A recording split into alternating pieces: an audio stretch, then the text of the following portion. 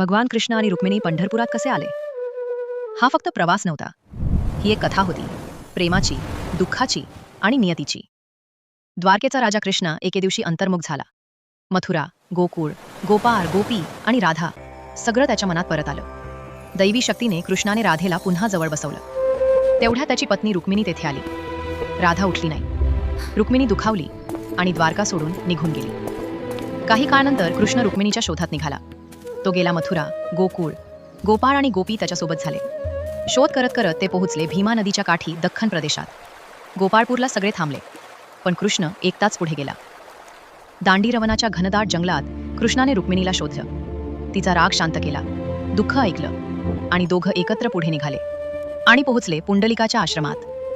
पुंडलिक भक्त नव्हता, ना संत होता. तो एक क्रूर माणूस होता. तरीही त्याच्यासाठी कृष्ण का थांबला? आणि कृष्णाचा विठ्ठल कसा झाला? देव विटेवर उभा कसा राहिला? हे सगळं कळेल पुढच्या भागात. लगेच फॉलो करा, नाहीतर पुन्हा म्हणाल कुठे गेली ती कल्चरल कहाणीवाली.